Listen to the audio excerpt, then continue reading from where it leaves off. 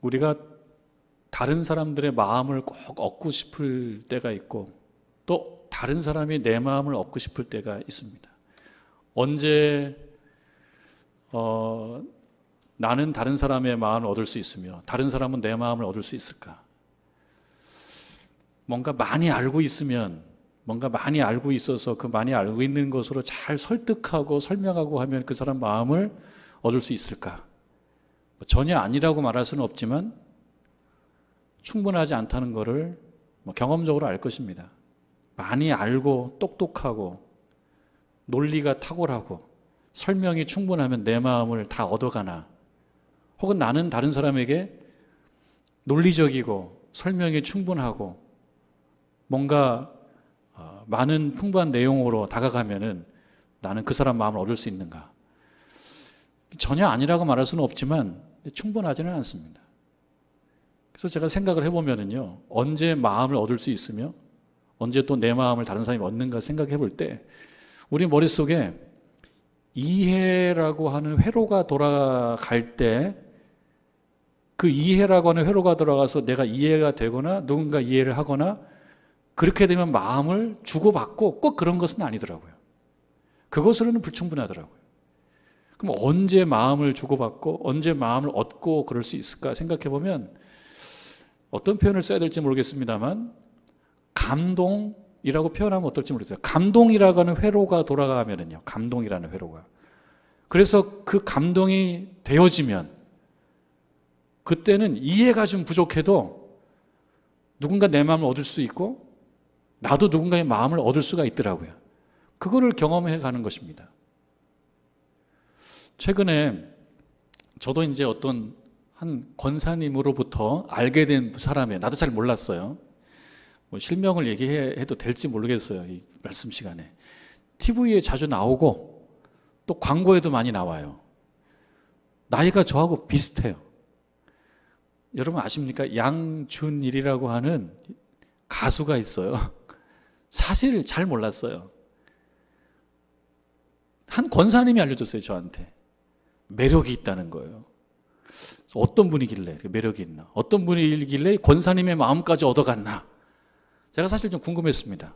그래서 찾아봤더니 나이가 저랑 비슷한데 중년이죠. 중년도 조금 뒤로 가는 중년인데요. 가수를 한 지는 오래됐더라고요. 이미 거의 한 30년 전에 지금으로 얘기하면 아이돌로 이렇게 나와서 활동을 많이 했는데 별로 인기를 끌지 못했어요. 그리고 이렇게 잊혀졌어요. 그 세월이 수십 년 지났어요. 근데 요즘에는 양춘일 신드롬이라고 얘기할 만큼 인기가 많습니다. 특히 그 어머니 팬들도 많고요. 이모 팬들도 굉장히 많아요. 그래서 제가 좀 궁금했습니다. 아니 무슨 비결인가? 나도 좀 배워봐야 되겠다. 이렇게 인기 있는 비결이 뭔가? 나도 좀 배워봐야 되겠다고 생각하고 좀 봤어요. 영상도 찾아보고 기사도 보고 좀 봤습니다. 제가 충분히 이해한 건 아니지만 보면서 남자인 저도 매력을 느끼겠더라고요. 제가 봐도 괜찮더라고요. 저보다 나이가 한 살이 어리거든요. 그러니까 거의 동년배인데요. 일단 춤을 잘 춰요. 그리고 외모도 매력이 있습니다. 노래는 그렇게 인상적인 건 아니라고 저는 생각했어요. 그런데 외모가 뭐 아주 멋있고 그 다음에 춤을 잘 추고 하는 사람을 찾는다 그러면 지금 아이돌 가수 중에서 잘하는 사람이 굉장히 많거든요. 근데 그거를 넘어서서 신드롬, 어떤 현상, 이거를 주도한다 그러면 뭐 얼굴이 잘생기고 50살이 넘었기 때문에 잘생겼으면 얼마나 잘생겼겠어요. 여러분 평준화 되어가고 있어요. 춤을 잘 추면 또 얼마나 잘 추겠어요. 20대 따라가겠어요. 물론 잘 추고 또 뭐 잘생기긴 했습니다. 근데 그걸로는 충분하게 설명이 안 되는 것 같아요. 그래서 제가 왜 그렇게 사람들이 좋아하지? 이렇게 나름대로 좀 이해해 보려고 했어요. 그러면서 내 나름대로 생각한 것은 뭐냐면 예전처럼 탁월한 춤으로 승부를 걸려고 하는 거라기보다는 또는 탁월한 노래 실력이라기보다는 탁월한 외모라기보다는 그걸로 어필하는 것은 아닌 것 같더라고요. 자연스러움, 솔직함, 있는 그대로 이런 것들이 그가 가지고 있는 매력과 이렇게 서로 복합돼서 그래서 그런 신드롬이 나오는 것이 아닌가, 그런 생각을 저는 해봤습니다. 그러니까 자기가 보여주고자 하는 그 모습, 자기가 보여주고자 하는 모습이 자기의 실제적인 삶과 큰 차이가 없다라고 사람들을 느끼게 하는 거예요. 사람들이 볼 때 솔직하다, 자연스럽다, 자기가 표현하는 그 모습이 바로 그 사람의 인생이다. 그러니까 준비를 많이 하지 않아도 자연스럽게 나오게 되고, 또 사람들에게 그 부분이 갈증이었기 때문에 거기에서 서로 통하는 것이 아닌가, 그런 생각을 해봤습니다. 자기가 보여주는 것이 남의 것이 아닌 거예요. 남의 것을 설명해 주거나 남의 것을 무슨 묘사하거나 그게 아니고 그냥 자기의 어떤 삶과 자기의 존재가 자기가 보여주는 모습 속에 잘 녹아 들어가자 있고, 그것이 본래 본인이 갖고 있는 매력과 시너지가 돼서 많은 사람들이 굉장히 좋아하게 돼서, 본인도 그래요. 이런 전성기가 없었는데 50살이 넘어서 전성기를 맞이하고 있어요. 제가 이 집에 갈 때 올라타는 엘리베이터 안에 모니터가 하나 있는데요, 그 모니터에도 보니까 이제 알게 됐어요. 그 인물이 나오는 거를. 여러 광고에 많이 나오더라고요. 본인도 너무 행복하게 생각해요. 생각을 해봅니다. 누구의 마음을 얻는다라고 하는 것은 탁월한 실력, 큰 지식, 높은 어떤 이런 수준, 이것이 아닌 면이 있구나, 그런 생각을 해봤습니다. 저한테도 주는 메시지가 있더라고요. 저는 목회자이니까 방향이 달라요. 스스로 반성하기는 어떤 모습이 반성이 되냐면, 제가 설교를 많이 하지 않습니까? 설교를 많이 합니다. 그러다 보니까 어떤 경우는 그만한 마음을 준비하지 못하고 나올 때도 있다는 것을 솔직히 고백을 해요. 매너리즘이 없다라고 자신 있게 말할 수가 없겠어요. 그러나 그럼에도 불구하고 제가 여러분들에게 조금 자신 있게 말할 수 있는 거는요, 여러분이 못 느끼실지 몰라요. 하나님과 소통을 굉장히 많이 합니다. 하나님 생각을 제가 굉장히 많이 합니다. 잘할 때는 잘해서 생각하고요, 못할 때는 못해서 생각합니다. 하루에도 굉장히 많이 하나님과 대화를 합니다. 잘 안 될 때는 교회 본당에 올라와서 기도하면서 하나님을 찾습니다. 제가 양준일 씨에게 이런 춤이나 노래나 외모나 이런 거는 좀 못 따라가게, 의문의 일패 이런 거, 일패예요. 그러나 그게 아니고 제가 그보다 잘한다고 생각하는 거는 평상시에 제가 하나님을 굉장히 묵상을 많이 한다는 거예요. 잘못했을 때는 사람들에게 말하지 않아요. 제가 어떻게 제 잘못을 창피하게 다 말하겠습니까? 사람들에게 말하지 않습니다. 하나님께는 다 말씀드려요. 다 고백합니다. 그리고 제가 말합니다. 하나님께, 하나님, 이거는 하나님과 저만 알고 있는 건데 부끄러워서 말을 못 하겠는데 용서해 주십시오. 이거는 꼭 돼야 됐으면 좋겠는데 하나님 저를 좀 도와주십시오. 저를 좀 살려주십시오. 이렇게 하루에도 매우 많이 소통을 합니다. 이것이 없으면 말씀을 전할 수가 없습니다. 제가 여러분 제가 목회학 박사잖아요. 목회학 박사잖아요. 정릉제일교회에서 제가 풀러신학교 목회학 박사를 취득을 했어요. 그걸 별로 말씀드리던가요?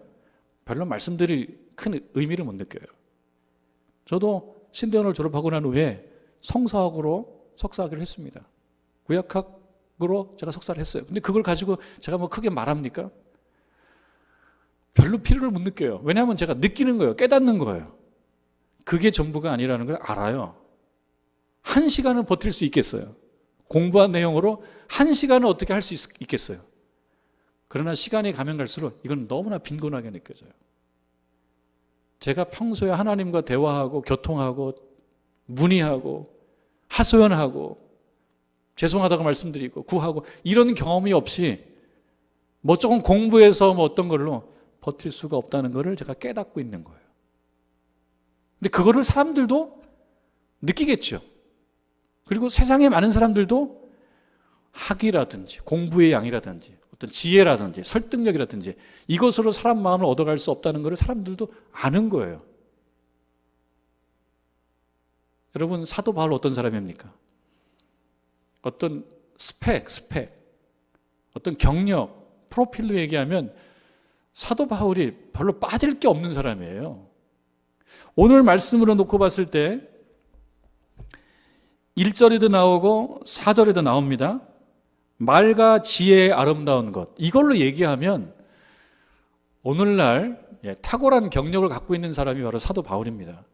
매우 똑똑한 사람이고요, 박사고요. 그렇습니다. 4절에도 보면 설득력 있는 지혜의 말로 하지 아니하였다. 설득력 있는 지혜의 말로 전할 수 있는 능력이 이에게 있어요. 사도 바울에게. 똑똑한 사람이에요. 아는 게 많은 사람이에요.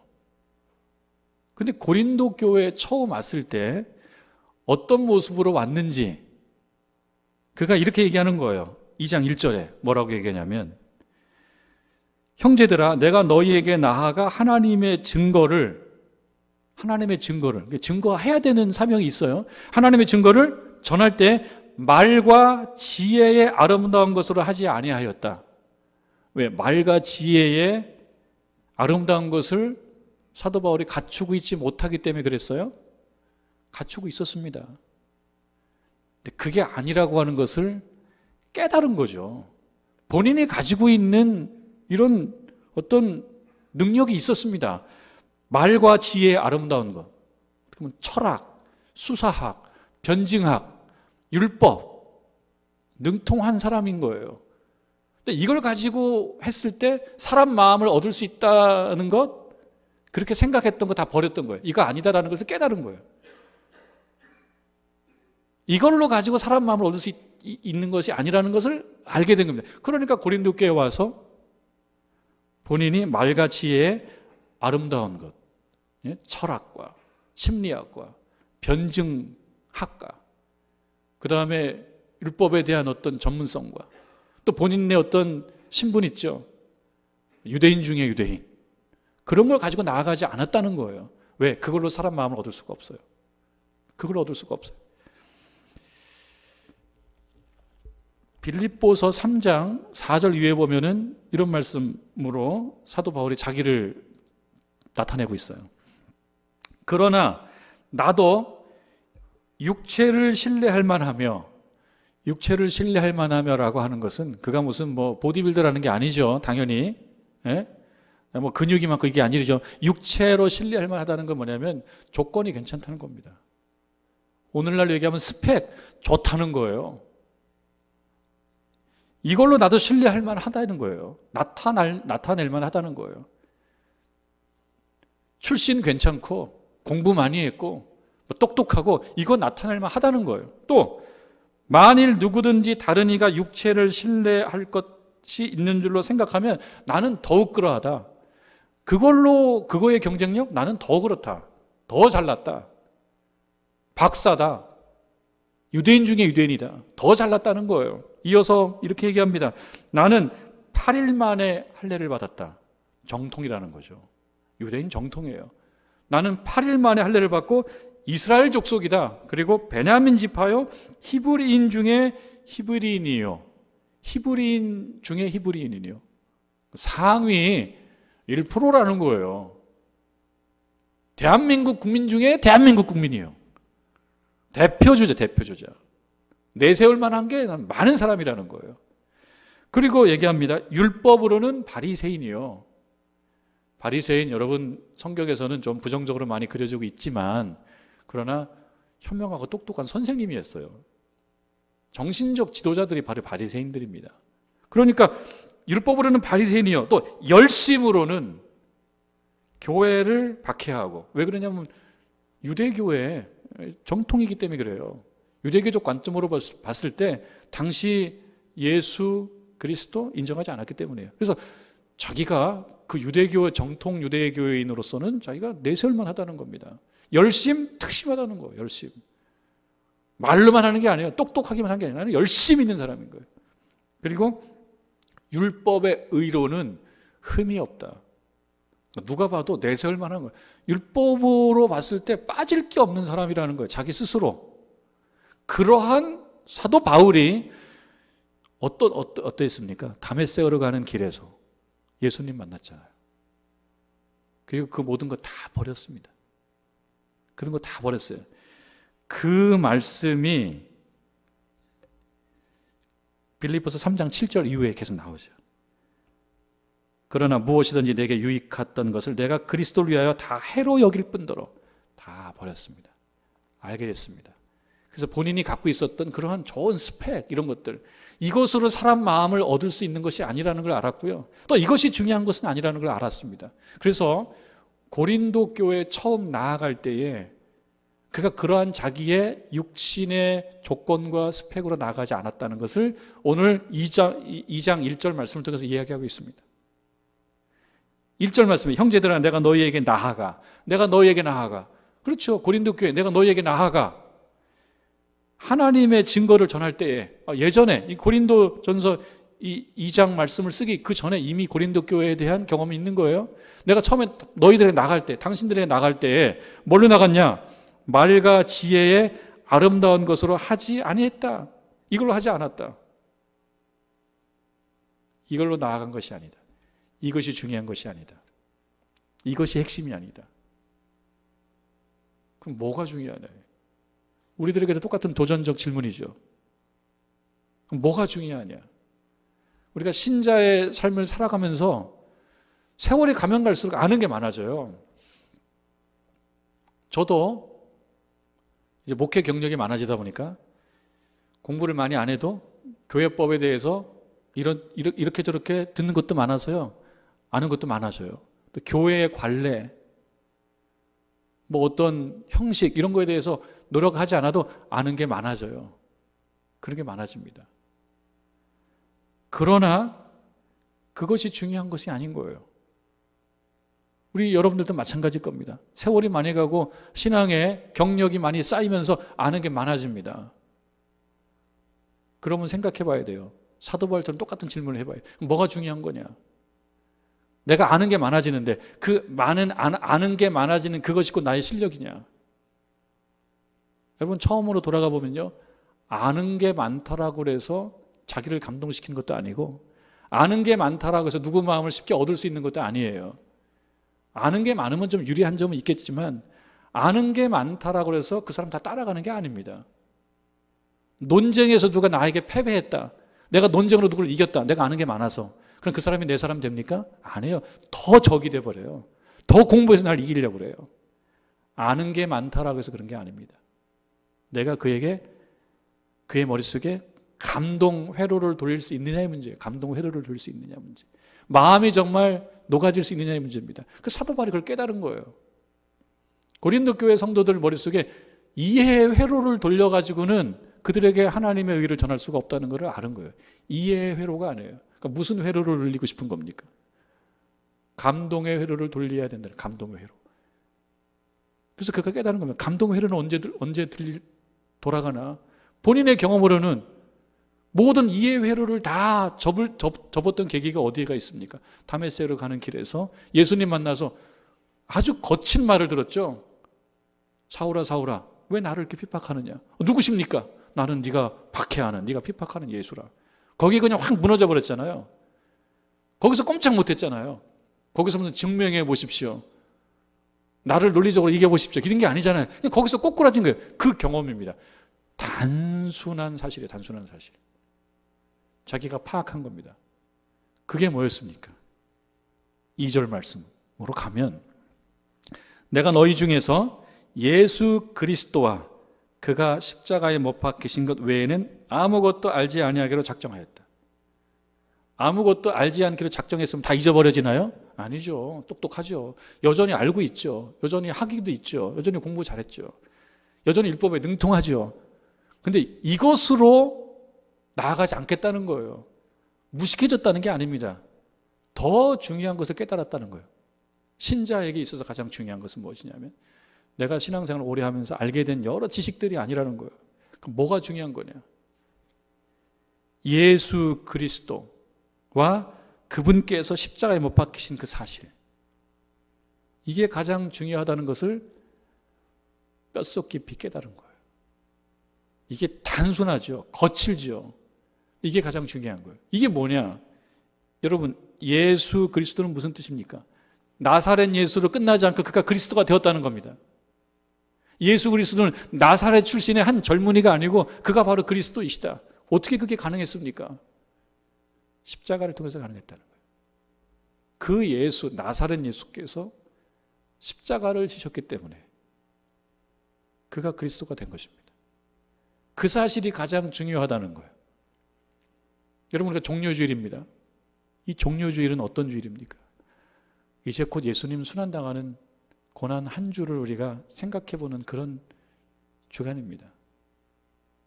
이 시점에서 우리가 깊게 묵상하고 생각해 봐야 될 것은 이게 무엇입니까? 십자가입니다. 우리 신앙의 핵심입니다. 예수 그리스도, 바로 그분께서 십자가에 고난당하셨다. 이 사실에 대한 깊은 묵상과 깨달음이 없으면 우리의 경력은 무슨 의미가 있겠습니까? 이것으로 누구의 마음을 얻을 수 있으며 이것으로 우리들의 마음을 감동시킬 수가 있겠습니까? 그게 아니라는 거예요. 이 사실을 사도 바울이 알게 되었습니다. 3절에 보니까 내가 너희 가운데 거할 때에 약하고 두려워하고 심히 떨었노라. 왜 약하고 두려워하고 심히 떨었습니까?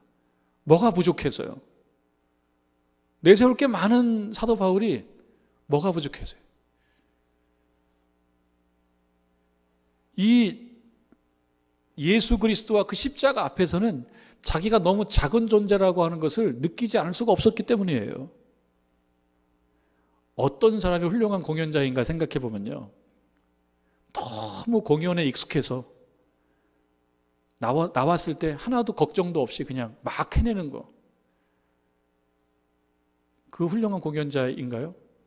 자기가 무대에 설 때마다 그 무대가 얼마나 귀하고 소중하고 중요한지를 생각하며 처음 무대라고 생각하며 떨림으로 서는 그 공연자의 공연이 사람 마음을 움직이는 겁니다. 그냥 너무 잘해서 익숙해서 그냥 눈만 감아도 될 수 있다. 그것으로 사람들의 마음을 얻을 수 있는 건 아니라는 거예요. 사도 바울이 예수 그리스도와 십자가를 생각하면 자기는 너무 부족한 사람인 거예요. 그래서 이 엄청난 사실을 전하기에 있어서 자기 능력은 너무 부족하기 때문에 두려워하는 거고요, 걱정하는 거고 심히 떠는 겁니다. 이러한 상황 가운데 누가 역사하십니까? 성령께서 역사하시는 거예요. 내가 부족한 자이고 연약한 자이고 허물이 많은 자이라고 하는 그 인간의 실존, 현주소를 깊이 느낄 때 뭐가 역사하는 거예요? 성령께서 역사하시는 겁니다. 나는 부족함이 없어. 너무 오래 다녀서 다 알아요. 여러분, 말씀 전할 때 마찬가지 아닙니까? 목사님이 말씀을 전하실 때 너무 기술자처럼 그냥 아무런 준비 없이 말을 너무 잘하니까 한두 번은 통할지 몰라요. 근데 알게 됩니다. 여러분, 어떤 설교자가 좋은 설교자겠습니까? 강단에 설 때마다 두렵고 떨리는 마음으로 서는 거예요. 주께서 역사 안 해주시면 어떡하지? 사실 그렇습니다. 주께서 역사 안 해주시면 어떻게 해요? 어떻게 제가 성도님들보다 더 똑똑하고 잘나고 그렇겠습니까? 그거 아니에요. 주께서 역사해 주시지 아니하시면 능력이 없는 거예요. 부족한 종이지만 저는 그거를 깨닫습니다. 주께서 역사해 주시지 아니하시면 무슨 능력이 있어요? 사도 바울도 그걸 깨달은 거예요. 주께서 역사해 주시지 않으면 안 된다는 걸 알기 때문에 두렵고 떨리는 겁니다. 그러면서 나가는 거예요. 내 지식과 내 실력으로 나가는 것이 아니고 예수 그리스도, 또 그분께서 십자가에 못 박혀 달려 돌아가신 것, 그게 가장 소중하다는 것, 그것으로 우리에게 믿음이 생긴다는 것, 그 말씀을 전하는 것입니다. 여러분, 우리가 사도신경으로 신앙 고백을 해오고 있습니다. 사도신경으로 예수님과 관련된 내용이 많이 있습니다. 그 신앙 고백 속에 기억을 한번 떠올려 보시겠습니다. 그는 성령으로 잉태되어, 맞죠?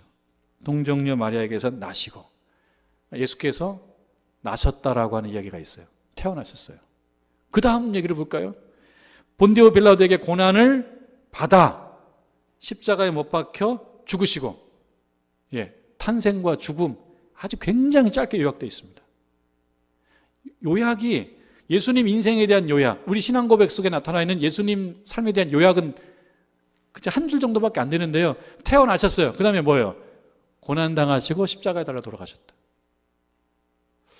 충격적입니다. 예수님 같이 훌륭한 분의 인생을 요약할 때 그분의 삶의 엑기스, 그분의 삶의 가장 하이라이트 요약할 때 그게 뭐냐? 고난과 십자가였다. 고난과 십자가. 그 사실을 사도 바울이 깊게 이해한 거예요. 나는 십자가에 달리신 그 예수님의 그 고난과 그 사역만이 중요하다는 것을 깨달은 겁니다. 이게 왜 중요합니까, 여러분? 예수님께서 고난당하시고 십자가 지신 이 사건이 왜 중요합니까? 이 십자가라는 말 속에 무슨 의미가 담겨져 있습니까? 무엇이 있습니까, 여기에? 여기에 무엇이 있어요? 하나님의 사랑이 있죠. 예수님께서 이 땅에 태어나셔서 고난당했다라고 하는 것은 하나님이 이 땅에 오신 거 아닙니까? 하나님께서. 하나님, 높고 높은 하나님께서 낮은 우리들로 오신 것 자체가 자기 희생인 거죠. 그게 자기 희생인 거죠. 안 오시면 만날 수 없으니까. 그리고 오셔서 고난당하셨단 말이죠. 그러니까 오신 것 자체는 뭐냐? 자기 희생이지만 우리로 얘기하면 사랑입니다. 그러니까 십자가에는 뭐가 나타나 있냐? 사랑이 있는 거예요. 하나님께서 우리에게 오셨다는 거예요. 그러니까 십자가를 생각하면은 우리가 뭘 느껴야 되느냐? 우리를 사랑하시는 하나님. 십자가를 통하시기까지 우리를 사랑하시는 하나님. 거기에 우리들에게 희망이 있는 겁니다. 여러분, 하나님께 기도하실 때 그 기도의 근거, 어떤 확신의 근거는 뭐냐? 하나님께서 우리를 사랑하신다는 거예요. 십자가를 지시게 하기까지 사랑하신다. 또 하나 뭘 알 수 있습니까? 왜 십자가를 지셨느냐? 왜 예수님으로 오신 하나님께서 십자가를 지셨느냐? 우리들의 허물이죠. 우리들의 죄지요. 그러니까 십자가를 묵상한다는 것은 뭘 의미하냐면 내가 죄인이고 허물이 많다는 것을 인정하는 겁니다. 십자가를 묵상한다는 것은 나의 잘못과 허물과 부족함을 묵상하는 거, 인정하는 거예요. 그러면 뭐로 이어져야 됩니까? 회개하는 겁니다. 하나님 앞에. 하나님은 나를 그렇게 사랑하셨지만 내가 하나님 앞에 너무나 부족한 존재라고 하는 것을 고백하는 겁니다. 하나님과 나만이 알고 있는 죄까지도 다 고백하는 겁니다. 여러분, 죄가 있으면 뭐가 있습니까? 심판이 있어요. 그러니까 십자가 속에는 뭐가 있습니까? 심판이라는 게 있습니다. 근데 우리가 심판받는 게 아니고 예수님께서 십자가 지심으로 대신 심판받으셨습니다. 그게 뭐예요? 대속의 은혜죠. 그러니까 십자가를 생각한다라고 하는 것은 그 안에 하나님의 사랑이 있고 우리의 죄악된 현실이 있고요. 그 다음에 대속의 은혜가 그 안에 있습니다. 그러한 십자가의 혜택을 받은 우리들이 대속의 삶을 이어가야 된다라고 하는 것. 십자가 묵상 속에는 그런 모든 것이 담겨져 있는 겁니다. 다른 게 중요한 게 아니라는 거예요. 그러니까 우리가 이 시점에 생각해봐야 돼. 다른 게 중요한 것이 아니다. 그러니까 뭐가 중요하냐? 뭐가 중요하냐? 십자가 달리신 예수님. 우리를 향한 사랑의 마음. 내가 알고 있는 모든 지식, 알고 있는 것, 이게 중요한 게 아니다. 우리가 오랫동안 신앙생활 하면서 정말 중요한 것, 하나님의 사랑, 우리의 허물, 이 모든 것이 담겨져 있는 십자가를 묵상하는 것. 그게 바로 종료주의를 보내면서 고난주간을 보낼 우리들이 생각해 봐야 될 것입니다. 육군사관학교 생도들이 훈련받는 거를, 교육받는 거를 기획물로 이렇게 본 적이 있어요. 영상으로 본 적이 있어요. 육군사관학교 생도들은 참 대단하더라고요. 대학생 나이에 훈련도 진짜 정말 받고 교육도 많이 받고 그렇더라고요. 훌륭하더라고요. 근데 그 교육 과정 중에 하나 눈에 띄는 게 있었습니다. 뭐냐면 대강당에 생도들이 다 앉아 있어요. 그리고 앞에 연세 많으신 분들이 초대받아서 오셨어요. 누군가 봤더니, 어떤 분인가 봤더니 참전용사들이에요. 참전용사들과 함께하는 시간이 있더라고요. 근데 참전용사들께서 이렇게 뭔가 말할 때는 이 전문 강사들이 아니다 보니까 말도 어눌하고 발음도 이렇게 좋지 않아요. 연세들이 많으시니까요. 근데 다 귀를 쫑긋 세고 경청해요. 왜 그렇습니까? 공부를 많이 하고 훈련을 많이 받고 그것은 결국 무엇을 위한 것들이에요? 그 현장 속에서 실력을 발휘하기 위한 거거든요. 현장이 어디입니까? 현장을 경험한 그 베테랑들의 말에 권위가 있는 거예요. 그게 권위가 있는 거예요. 무엇이 중요하냐? 많이 아는 게 중요한 게 아니에요. 현장을 경험했던 그 현장을 갖고 있는 사람의 그 어떤 삶이 중요한 거예요. 거기에서 배우는 겁니다. 거기서 배우는 거예요. 저희 교회에 제가 허락을 안 받고 말씀드립니다. 아마 제일 연세가 많으신 어른이실 것 같습니다. 한하수 권사님. 한하수 권사님 생각하면 제가 생각나는 장면이 하나가 있어요.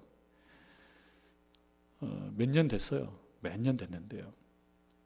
여럿이 모여서 이렇게 같이 예배드리고 말씀 나눴던 때 제가 인도했던 때가 있었습니다. 그때 어떤 상황이 있었는데 그 생각이 나요. 권사님이 평상시에 말씀이 별로 없으세요. 표정도 별로 없으시고 말씀도 별로 없으세요. 아무나 보고 다 웃어주지도 않으세요. 저는 한하수 권사님을 깊게 몰랐죠. 그런데 그 시간에 뭐라고 말씀하시냐면 소리가 갑자기 탁 커지는 거예요. 가만히 계시다가 소리가 갑자기 확 커지는 거예요. 그러면서 뭐라 그러시냐면 하나님께 기도하면 다 들어주셔. 하나님께 기도하면 다 들어주셔. 제가 그 말씀이 오래 기억나는 거예요. 제가 1시간 설교를 하면은 그만큼 권위 있는 말씀을 해드릴 수 있을까 생각하게 됩니다. 여러분, 하나님께 기도하면 다 들어주신다라고 하는 그 말씀 믿습니까? 원색적인 겁니다. 지식의 문제가 아닙니다. 지식으로 배워서 알 수 있는 문제가 아닙니다. 신앙생활 하다 보니까 뭘 깨달아요. 하나님께 기도하면 다 들어주신다라고 하는 그 사실 하나가 남은 거예요. 그게 사도 바울이 얘기하는 예수 그리스도예요. 그게 십자가예요. 그게 하나님의 은혜예요. 그게 하나님의 사랑이에요. 그래서 제가 무릎을 쳤습니다. 같은 얘기입니다. 하나님께 기도하면 다 들어주신다는 이야기를 고린도 교회에 가서 하자. 그게 바로 예수 그리스도고 그분께서 십자가에 달리신 사실입니다.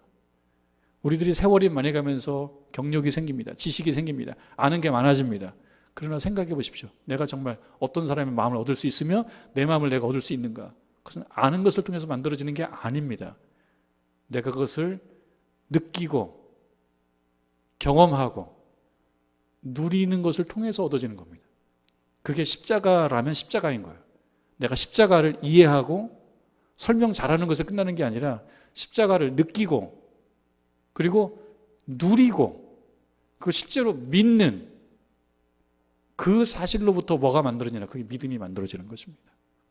이 시점에서 우리가 다시 한번 깊게 생각해 보시길 바랍니다. 나의 믿음은 그 기초가 무엇인가? 지식인가? 오늘 말씀에서 나오는 것처럼 말과 지혜 아름다운 것인가? 그게 아니고 다른 건 다 버리고 예수 그리스도와 그가 십자가에 못 박히신 것 그 사실, 현재적으로 얘기하면 우리가 하나님께 기도하면 하나님께서 우리와 함께 하셔서 다 들어주신다는 사실, 그것으로부터 우리의 믿음이 바로 설 수 있다는 걸 꼭 아시고 한 주간 우리 예수님과 또 예수님의 십자가와 함께 동행하며 그분의 길을 따라가는 저와 여러분 되기를 주님의 이름으로 축원합니다.